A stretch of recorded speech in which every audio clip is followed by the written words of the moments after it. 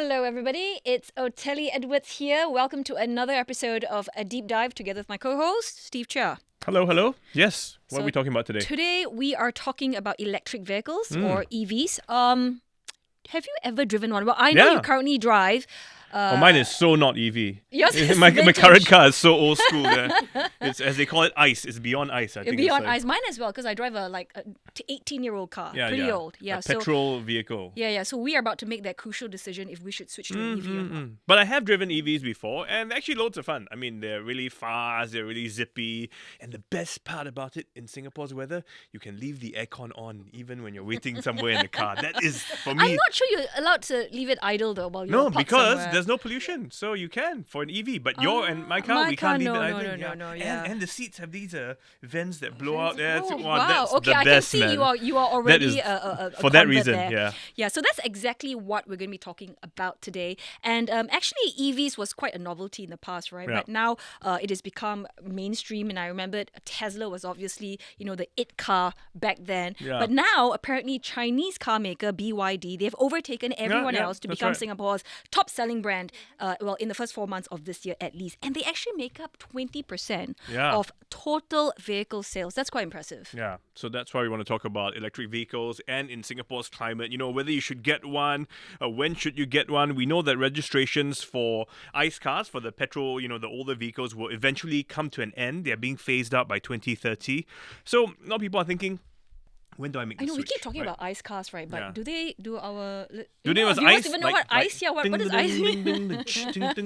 Ice, baby. No, not that. Internal combustion engine. Basically, it just means your car uses petrol. Yeah, it basically means it's a non-EV car. Okay, good. We've got that out of the way. Okay.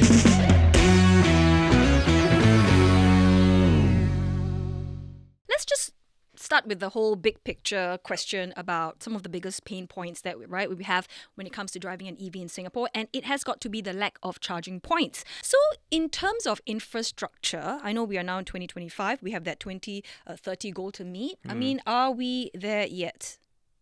Walter? Yeah, so I think this is an interesting question because from the perspective of a user, right, and I happen to own an EV. I've owned an EV for the last 4 years or so. I think whether you've got charging infrastructure or not is something that is really dependent on your use case, dependent on where you live, where you work, where you play actually. Because if you happen to work, for example, in a building where there's charging, if you tend to go shopping at malls where there's charging, and if you've got charging at your home or your car park, right, if you're living in HDB, there's absolutely no problem at all. But at the same time, we're also aware of owners who experience some challenges with charging because they say, I don't have charging at home, don't have it at my workplace, I've got to make detours to charge. And for those kinds of owners, it is actually a hassle. So it's really dependent on where you are, where you're going to go, and so on, actually. Okay, so right now, that means the infrastructure is not quite there yet to fully support an economy that is driven by EV cars. Yeah, is that well, right? today maybe if I could add, so we do have almost 20,000 charging points around the island today, with about 30,000 EVs. So actually, on a Singapore level, I think, if Walter, you agree with me, we do have actually enough. But I do agree with Walter, at the local level, for certain individuals, there might be challenges. When you say enough, do you mean like the ratio of charging stations to number of cars? Yes, because for example, as the average Singapore driver like you and me, we drive less than 50 kilometers a day. Okay. So translating to a usual average battery life of a vehicle, I think you only need to charge once every 5 days, 7 days. So if you do the math, across the island, we actually have more than enough. But local level, we recognize there's some problem, and that's also why government has made a commitment, at least for HDB estates where we have we can install the chargers. We are committing to ensure that all HDB residents, whether you own an EV today or you plan to own an EV in the future, you will have access to an EV charger by end of this year. So we are on track for that. From what Walter was saying earlier about how certain areas, like, for instance, the Bidadari estate, for instance, where there might be a higher population of EV drivers as opposed to maybe other estates. So, I mean, are we there yet in terms of assessing, or the finer details, like the profile of drivers in certain estates? And does that mean we need to recalibrate how many charging points we need? Yeah, yeah. So sure. I mean, we do track this. Obviously, utilization of chargers. When is it time to upscale chargers? So we are in the midst of looking at that because adoption actually has been very, very encouraging. Much more encouraging, Yeah. I think, than we had thought a few years ago. So we are realizing that it's time for us to think about upscaling. Initially, when we made the commitment, I think we've made the commitment to put at least 3 to 12 chargers depending on the size of car park. In the car parks. Yeah. So for now, we know that adoption is going up and we need to start thinking about upscaling. Okay, so just be clear, when you say adoption, it means there are more people buying EVs, Yeah, you know, that's right. as time progresses. There are around 19,000 electric vehicle charging points in public areas, you know, and also counting condos, commercial buildings. But the thing is, if you live in an HDB flat, there's a multi-story car park, let's say 200 lots, Yep. but there are only 5 charging stations. So, you know, you'll be thinking, doesn't make sense, right? So Yes. even if there are only 100 cars that are EVs out of the 200, I can't charge my car because there are only 5 charging stations. Yeah, so I think what we're seeing now is there's actually a problem with optimization rather than with charging availability per se. So I think what the government has done, which is really great, is in the first phase of deployment, they've aimed to put chargers basically within reach of all residents of Singapore, especially HBO residents, right? But I think what we're seeing is that in some pockets, you could have cases where there are lots of people owning EV and still there's only the baseline number of chargers there. And in other districts, such as where I'm living, there's probably an excess number of chargers relative to EV owners. And that's because in the first phase, it's just about getting the chargers out there. I think the next couple of months and years, it becomes really important to optimize. But the ratio makes sense, the optimization, the numbers make sense, but I just don't feel comfortable Yes. knowing We that there's hear the a lot of reassurance, that. right? Yeah, You know? because there's no assurance of Exactly. if I come home late, will I get a charger? Yeah. So we are tracking these numbers. Obviously, one of the ways we're doing it is we're monitoring the numbers when we realize that the charging points are getting full quite often on a daily basis. Then we will need to start looking into upscaling. For some car parks, we're already looking into that. Yeah. I'll be honest to say, electrical infrastructure is something that is holding us back. Many of these car Okay. parks do not have sufficient electrical capacity, so we have That's right. rolling out the tenders already. We've just called one to upscale the charging infrastructure at these car parks so that when the time comes, So, we are in ready. a nutshell, we're talking a lot about, having all these charging stations. I mean, are we going to be ready by 2030? I mean, are these things going to be ironed out? Because then they're not going to be new ICE car purchases or taxis, you see, come 2030. And then there's a bigger goal of 2040. So, do you think we're going to get there by 2030? That we won't be having the same conversation 5 years from now? No, so I think we will get there, but I'll have to say that I think it's not just an infrastructure issue. It is also an issue of whether the mindset of how you use the car and charge a car actually can change. So I'll give you some examples of this, right? So I think when we talk to new EV owners, we find that a number of them actually adopt the same mindset as they used to when they were petrol car owners, which is to say they run their battery down, to like 10% or something like that. Then they go and look for somewhere to charge. Let's say like a petrol station where they've got high power chargers, and they go there and they sit there, for 1 hour and wait for the car to charge or something like that, right? And after doing this for a couple of months, they tell everybody they know, owning an EV is so terrible. I have to spend Right. 1 hour every couple of days charging and so on. And the issue of that is that they're not And instead really using a it. fast charger. Yeah, but they're not using it the way it's intended to be used. That's the issue, you see. Okay, You're so not pray supposed tell, to, you're not supposed charge to. up like you would pumping petrol. Yeah.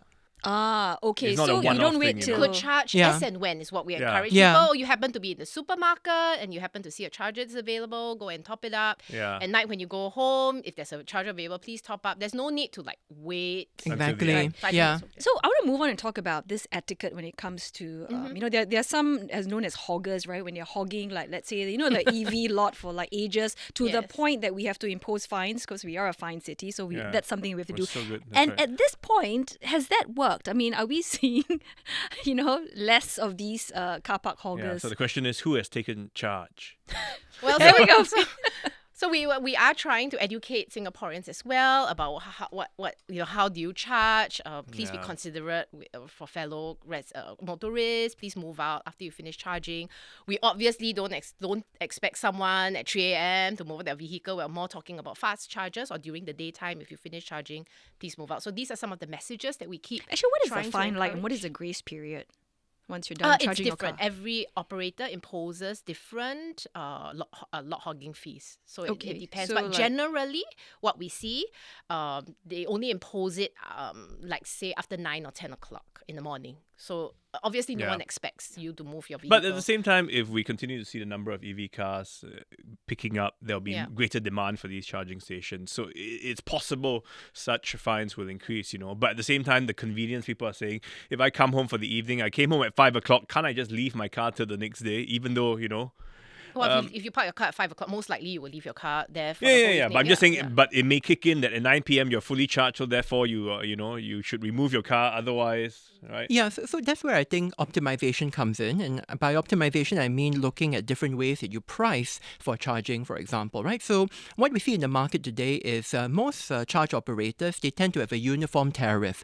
Basically, they charge you a certain amount per kilowatt hour, and it doesn't really vary by time of day and so on. But there's no reason why they have to do it that way. They could, for example, implement some kind of differentiated tariff to encourage people to charge at off-peak hours. Right. You could also look at situations like overnight charging, whether it might be appropriate to charge a minimum charge for the entire nighttime block so as to discourage people from plugging in when they're like 70%, and then using it the whole night. I mean, these are issues that I say are optimization because they can be adjusted by changing how you price as well as how you educate people. And that's how you use a So that you limited can resource nudge better. the- Yeah, Yeah, yeah, exactly. Yeah, the EV drivers. Okay, or so something. here I want to know as well, this is very important, right? Because as we are thinking of, buying a car in Singapore is not like a Yeah. decision you make lightly, right? It's a costly affair. So even though we're going EV, it is still costly, even though we've got the early adoption incentive, the vehicular emission Yeah. scheme, etc., to encourage people to make that switch. But there is also additional road tax component, right? If you drive an EV, something like $700 on top of the annual road tax.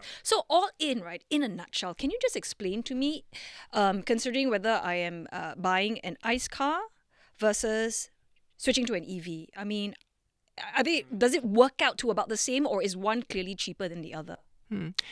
Yeah, so if you look at EV, right, the main components that you tend to save on are, first, you tend to save a bit on the maintenance and operating costs other than fuel. Yep. And that's because a lot of EVs, they're expected to have lower life cycle maintenance costs than ICE cars because you essentially don't have to keep on replacing basically the oil and fluids and things like that. And you don't have to send the motor for tune-ups and things of that sort. So operating costs are expected to be lower. And in fact, you see that a number of the EV manufacturers are actually confident enough in the reliability of their product. They bundle it with free servicing or, in fact, tell you that no servicing is required for the foreseeable lifetime of the vehicle. So that's one option, right? That's one thing.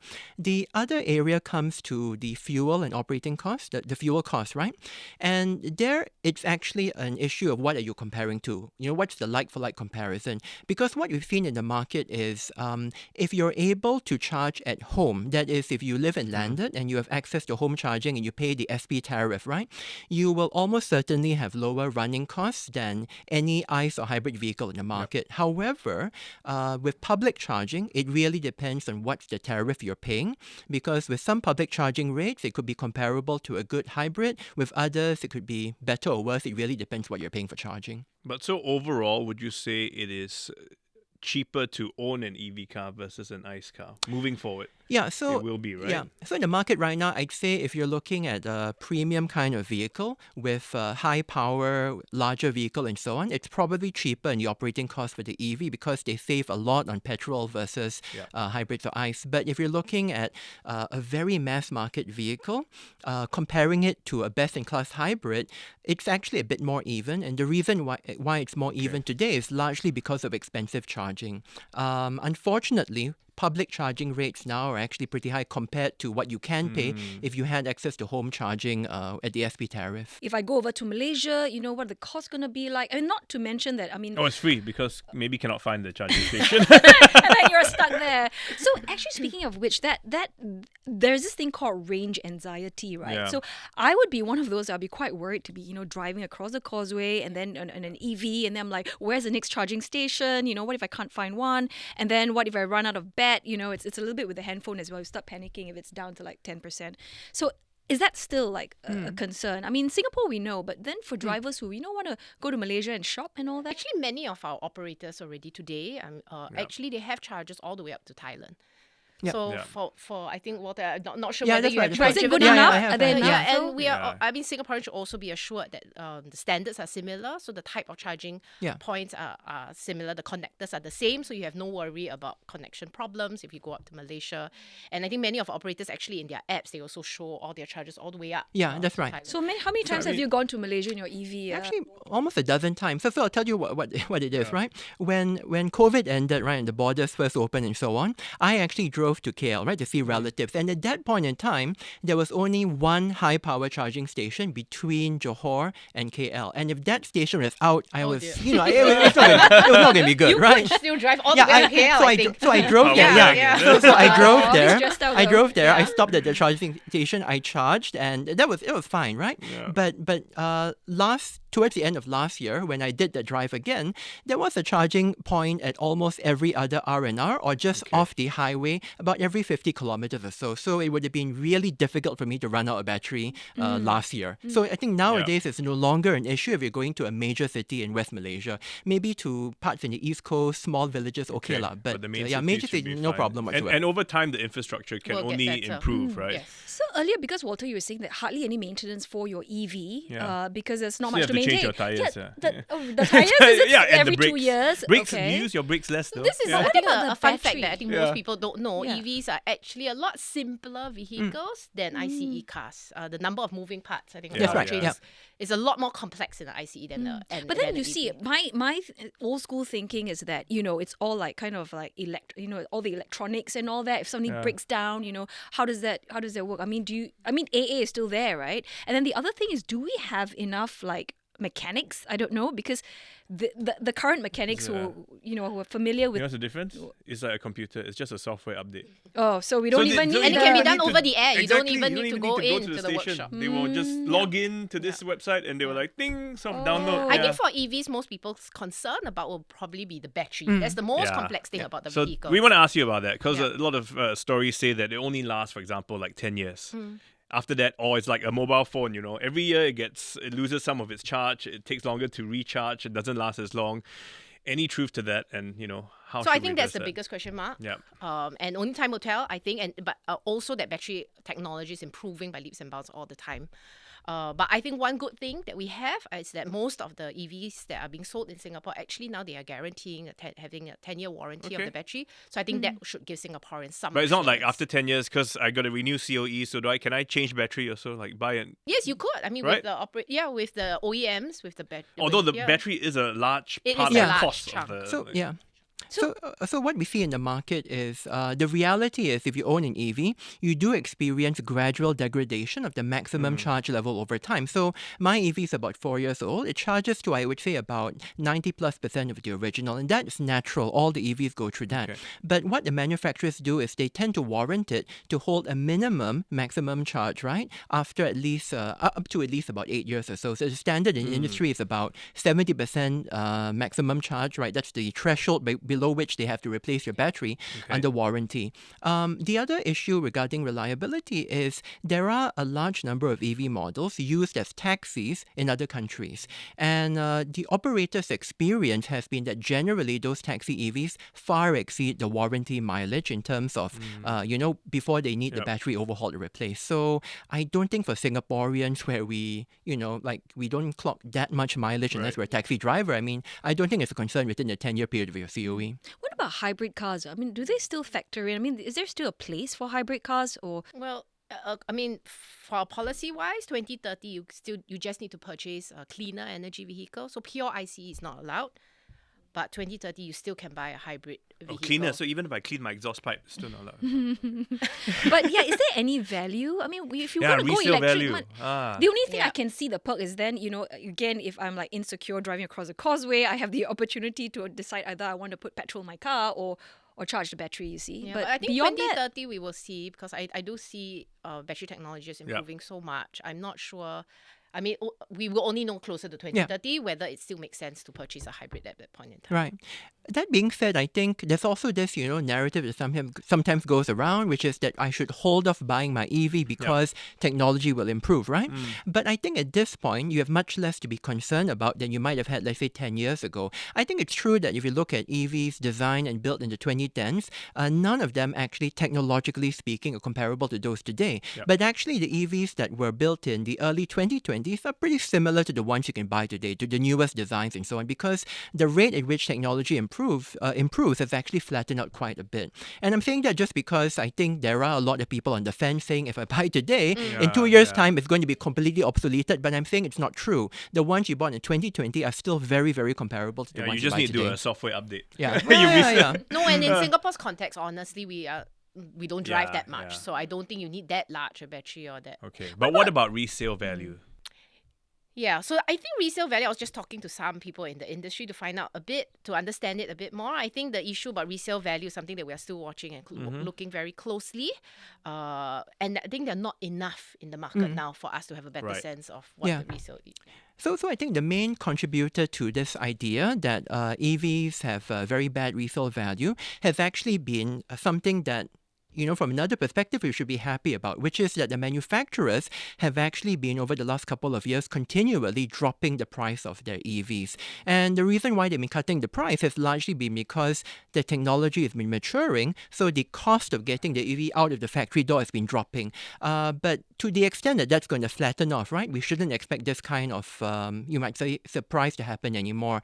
And I think there's signs that if you look at the Chinese market, for example, which has been responsible for driving a lot of these cost reductions, Chinese government has been talking in recent months about how prices are unsustainably low, which to me signals that I think perhaps this era of cost cutting or price cutting is going to come to an end. And if it does come to an end, I think there's much less of an issue for resale value because it's primarily been driven by, why should I buy a used EV when the new one is being sold to me for less, So there's also this idea that, the profile of EV buyers at this point are generally men in between 40 and 60, and they have the tendency, like, they want the next new shiny gadget. So it's a second car that they want to buy and they want to try out, and then that's what I mean. You see that do you see that trend moving forward, that it's about upgrading. Every 2 years, if the new technology comes in, BYD has something where I don't agree with auto that. drive. No, midlife crisis, you don't go and buy it. You But buy you drive a something. vintage I car. know. I think when Walter bought his car many years ago, I think it was probably look, he's people so young. buying- How can that be? But now I don't think so. I think the average Singaporean is already purchasing. I agree. My I mum think- just got an EV just yeah. last year. We were a bit concerned that it should be taking off too fast, so we got her the Okay. least you powerful. understand. 'Cause, That takes some getting used to. That part. Yeah.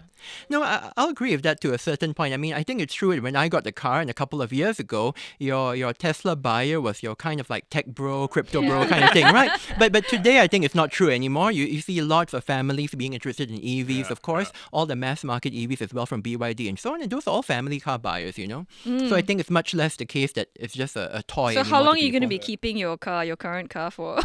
Wow. You reckon? Well, In Singapore, it all He's depends on looking- are you COE looking at- prices, he's right? looking at me. I am. I am yeah. trying to figure out, should I, Tesla like, just but, came out, yeah, so but I'm we'll looking see. at COE prices, so, it's I know We all COE are. prices are our bane here in Singapore. That's but yeah, I mean, electric cars are a lot of fun. I gotta admit. So you should try one. They can even drift. Do you know what they call that? Drifting? You mean like too fast, too furious? Is it? Yeah, they call that the electric Okay, slide. maybe Tokyo not. Drift. Electric slide. Okay. Yeah. So I guess, if I I will be a first-time EV buyer. I just want Yeah. to know golden advice from each of you. What would you say to me? What's the biggest takeaway I need to know? Yeah, looking at her face, understanding the character, and you're like sussing her out. Yeah, but what should I know? Before I make a decision, for instance. Walter? I'd say don't overbuy, right? And by don't overbuy, I mean that I think What a do you lot mean of overbuy? buyers. I think buy or don't buy, yeah. right? No. Buy So two, buy when three. you see what you're offered in the market, right? There are there are a lot of bells and whistles that Okay. the manufacturers dangle. For example, they have got The Tesla higher can end fart, versions. yeah. Well, I mean, I know that. That's Yeah. a bell and whistle, obviously. so a common thing in the market is that you've got like long range and standard range models, right? Ah. And the long range models cost a lot more. They pack more battery and so on. And I think sometimes people think, oh, I need to buy the long range, the premium version to get just that 20-30% more range. But in reality, in the Singapore market or Singapore driving, you will not need that unless you have a very special use case, like maybe you are a salesman or something like that. You clock several hundred kilometers a Or day. I'm drifting as Yeah, well, you were or- saying. yeah, you really want to- Okay. yeah, No, right. thanks.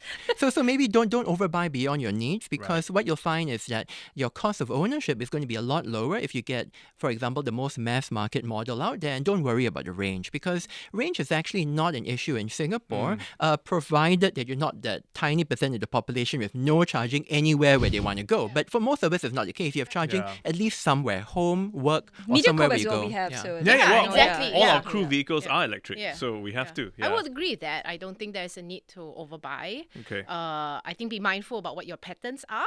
Know what kind of driver you are, how long you drive, what's your mileage generally, and then you will be able to know.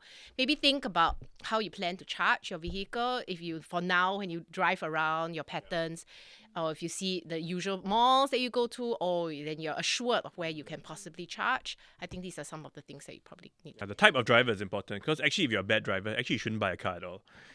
but then you should drive possibly an EV now that Yeah, they can park the car for exactly. you. Oh, yeah. Yeah, That's you don't need to true. worry There you about go. the Yeah. So we will have less bad drivers on the road. Maybe because the self-driving will eventually be a Yeah. thing. I'm not sure why you're looking at me, Steve. Yeah, There's just I've no seen you on the reason road, for you Otelli. to- I see see that car. you Yeah. on the road. Let me take off my EV driver hat for a while, Okay. because obviously as a driver I just want more subsidies, right? But I want to say, I think from the national perspective, the aim of the subsidies was only to try to get to EVs to Right. price parity with conventional vehicles. And I think in the next couple of years, the subsidies will likely be less and less necessary for this price parity, because the manufacturing cost of EVs has been dropping so much. So I would say from a public finance perspective, maybe we can scale down the subsidies as the actual buying cost of the EV drops. Yeah. So at the end of the day, you can buy, because they've Yeah. made it. That's why. Yeah, I think I'm convinced. Yeah, That's why I'm they call definitely EVs, because convinced. they are easier to buy. On Okay. that note, On that note, we're going to wrap it up. So thanks so much for joining us here on Deep Dive. We hope you've enjoyed this discussion. As always, if you've got any thoughts, comments, just drop us a note, give us a comment on YouTube where you see this. We do love to hear from you. All the people who work hard behind the scenes: Tiffany Ang, Junaini Johari, Joanne Chan, Saya Win, Hanida, Amin, Shaza, Dalila, and Alison Jenner. That's it for Deep Dive. See you next week. see you next week.